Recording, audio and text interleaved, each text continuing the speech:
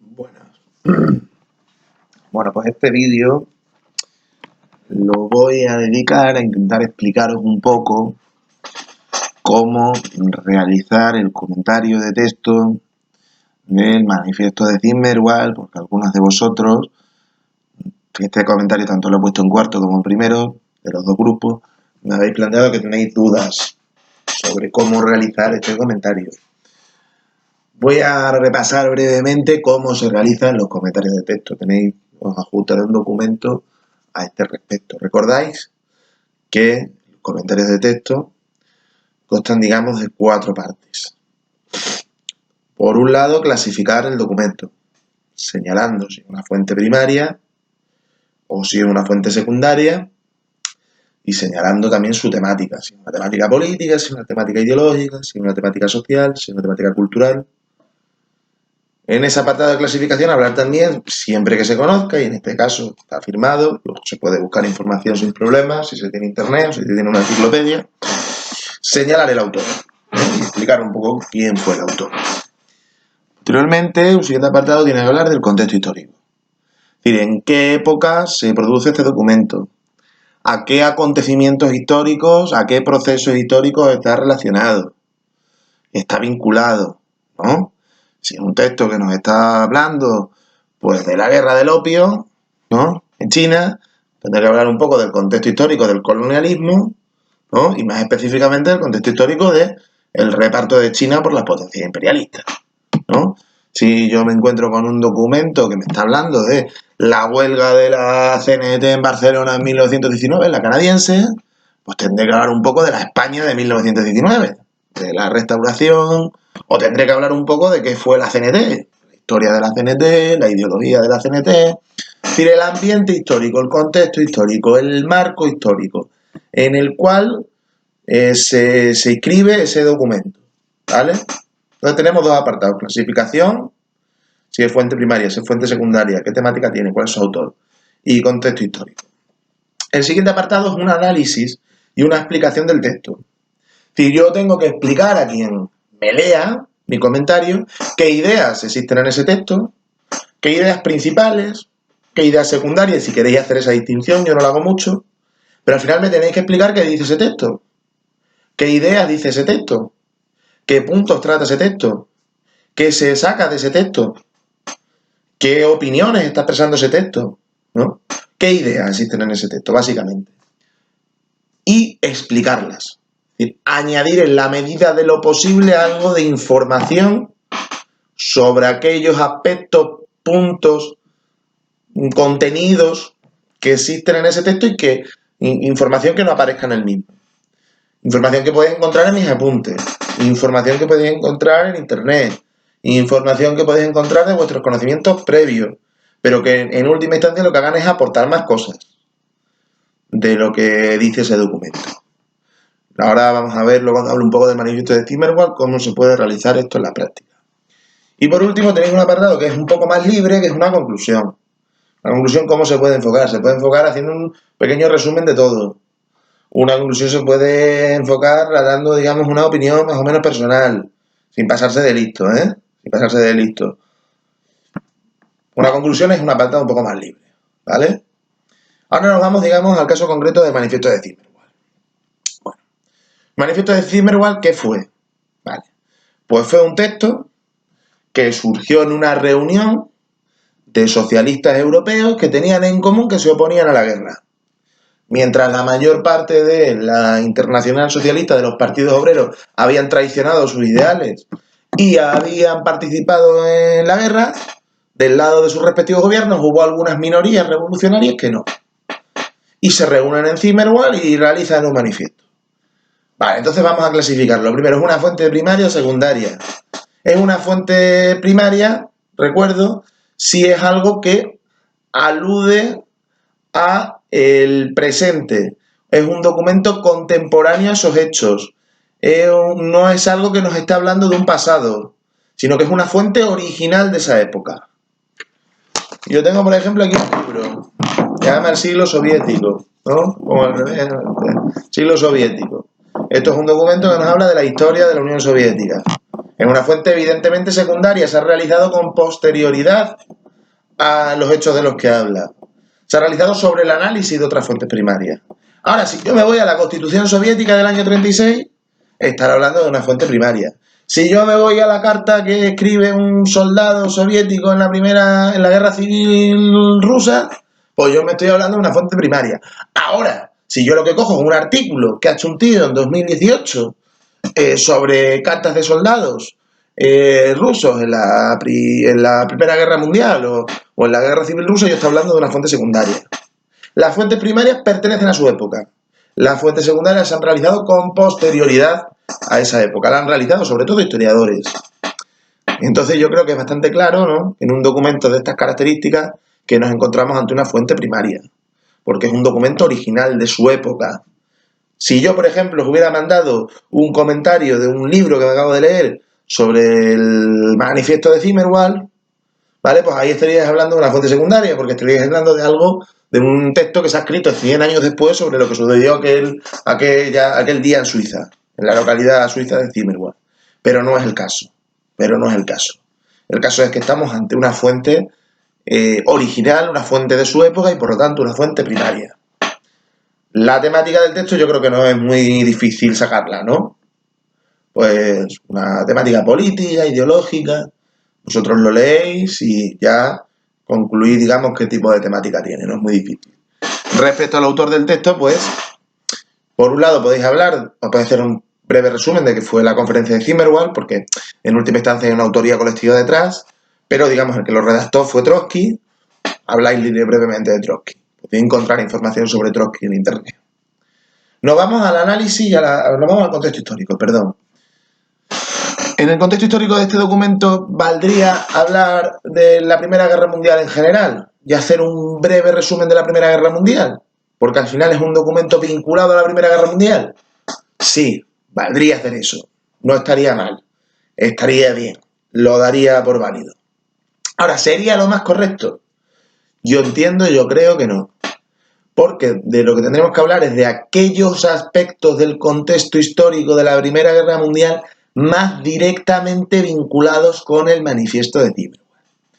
El manifiesto de Zimmerwald es un manifiesto, si lo leéis, contrario, crítico con la guerra, que rechaza la guerra radicalmente.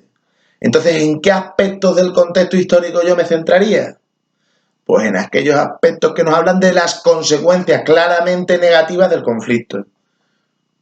Número de víctimas, destrucción de infraestructuras económicas, limitación de las libertades políticas porque encarcelan a aquellos que se oponen a la guerra, heridos, malas condiciones de vida en el frente, reducción de los alimentos para la población civil, etcétera, etcétera, etcétera, las consecuencias negativas que tiene el conflicto. Hablaría también un poco de cómo ese conflicto va perdiendo apoyo entre la población. Va perdiendo apoyo por dos razones. Una, primero porque los sufrimientos que genera la guerra van aumentando, y otra porque la gente cada vez se va dando más cuenta de que detrás de la guerra lo que hay es una competencia entre potencias imperialistas por el reparto del mundo, donde no existe ningún tipo de ideal justo, de ideal noble detrás, ni ninguna política o objetivo que vaya en la dirección de mejorar la vida de la gente, la vida de las masas, sino que lo que es una guerra por disputas interimperialistas. Yo me centraría en esos aspectos. Podría hablar también un poco de la naturaleza de la oposición a la guerra. ¿Verdad que quizás esto es más interesante incluirlo en el siguiente apartado, en el apartado del análisis y explicación, pero en el apartado del contexto histórico también se puede hablar un poco de que dentro de que hubo bastante apoyo a la Primera Guerra Mundial entre la población civil, pues bueno, hubo sectores que se opusieron a la guerra. ¿Cuáles fueron esos sectores? Yo lo explico en los apuntes. Se puede completar esa información buscando por internet. Pero dentro del contexto histórico se debe quizás incluir alguna referencia a los sectores políticos que se opusieron a la guerra, que rechazaron la guerra y que no quisieron combatir y que llamaron a desertar, etcétera, etcétera. ¿Vale? Entonces, contexto histórico centrado en ¿qué? En los aspectos negativos de la guerra, en la naturaleza imperialista del conflicto bélico y en la oposición a la guerra. en los sectores políticos y sociales que se opusieron en la guerra. De esas tres cositas tengo que hablar en el contexto histórico. Respecto al análisis y la explicación del texto. ¿Qué es lo primero que habría que decir? Yo entiendo, pues que este es un texto que rechaza la guerra, ¿no? Y poner algún ejemplo donde se aprecie algún extracto del texto donde se aprecie claramente que está rechazando, que está criticando ese conflicto. No a un bando o a otro, no, a todos, a la guerra en sí misma. Este es un texto contrario a todos y cada uno de los bandos que se enfrentan en la guerra, no reparte responsabilidades, dice que el problema es la guerra en su conjunto. ¿Vale? Entonces yo creo que hay que iniciarlo así. Luego que entro en motivos, en argumentos por los cuales el autor de este texto, el manifiesto de Zimmerwald, se posiciona contra la guerra. ¿Y cuáles son esos motivos? Hombre, leerlo vosotros también bien y sacarlo, ¿no? Luego lo voy a dar yo todo. Pero sí os digo que hay un motivo muy claro, que es primero que está generando un saldo de dolor que se considera por parte del autor absurdo y fácilmente prescindible entre los trabajadores europeos y en última instancia entre toda la humanidad, saldo de dolor que tiene que ver con las muertes y que tiene que ver con la destrucción de la economía y la destrucción de las infraestructuras, es un argumento potente que se observa en el manifiesto de Zimmerwald para rechazar la guerra, idea principal, rechazar la guerra. Y yo creo también que se puede sacar en claro, a poco que se lea un par de veces, ¿no? Que otro argumento que emplea el autor es que, en su opinión, la guerra no obedece a ningún motivo justo. El autor no es un pacifista, el autor no es un tipo... Trotsky no es un tipo no es un hippie, ¿vale? Que esté en contra de cualquier uso de la violencia, al revés. Él será el organizador en su día del Ejército Rojo, no es un fumeta, no es un hippie. Pero es un tío que está diciendo que esa violencia no responde a causas justas. O no responde a causas que le puedan interesar a los trabajadores europeos. ¿Cuáles son las causas que en su opinión generan la guerra y que la hacen injusta? Pues leeros bien el texto y lo sacáis vosotros también. Una vez vosotros habréis sacado esa idea principal de un rechazo a la guerra y los motivos por los cuales el autor está en contra, le añadís alguna información. Es decir, si está hablando, por ejemplo, Trotsky, de que hay muertos, pues no estaría de más que vosotros añadáis la cifra del número de muertos. Que para eso la doy yo. En los apuntes en la clase o los de cuarto de la ESO, en el libro de texto también lo tenéis. Añadís información, ¿no? Añadís información a lo que el autor está exponiendo. El autor está denunciando que está generando muchos muertos. Pues bueno, yo digo cuántos en concreto. Si el autor está hablando de que esta guerra responde a los enfrentamientos entre potencias imperialistas por el reparto del mundo, pues yo puedo añadir información que dice o que afirma o que expone que efectivamente hubo enfrentamientos entre potencias imperialistas desde hace ya mucho tiempo, como la lucha por el reparto de China, que ya hemos visto en el anterior tema, o como la lucha por el reparto de los Balcanes, o como la lucha entre Francia y Alemania por el reparto de Marruecos. Es decir, yo añado información sobre en qué consistía exactamente esas disputas entre potencias imperialistas, ese combate entre potencias imperialistas por el reparto del mundo. Se trata que yo explique qué dice el texto, que yo saque con mucha claridad qué es lo que está diciendo el autor del texto y que luego yo añada información sobre ello. Vale, un siguiente bloque de contenidos que vemos en el texto, yo creo que se ve con bastante claridad, es el rechazo tajante que tiene el autor hacia los partidos socialdemócratas y los sindicatos, hacia el movimiento obrero mayoritario, por haber participado en la guerra y no haber cumplido su palabra de honor de que en caso de que estallara la guerra iban a ir a la huelga general, iban a oponerse de todas las maneras posibles al estallido de ese conflicto, como traicionaron esas palabras y acabaron apoyando sus respectivos gobiernos, ¿no? El autor rechaza radicalmente esto y eso tiene que quedar claro en vuestro comentario, que hay un rechazo y una crítica hacia los que hace poco tiempo habían sido sus compañeros de viaje, ¿no? Habían sido sus camaradas. Hay una ruptura con ellos, una ruptura muy fuerte y muy intensa por precisamente su apoyo a la guerra. El apoyo que esta mayor parte este movimiento obrero mayoritario había dado la guerra y con el que Trotsky y los reunidos en Zimmerwald pues no tragaban. ¿Qué podría hacer allí también? Añadir algo de información sobre en qué se concretó ese apoyo de los partidos socialistas a la guerra, en qué se concretó exactamente. Yo os digo dos ejemplos, ¿vale? Los digo yo, podéis buscar otro.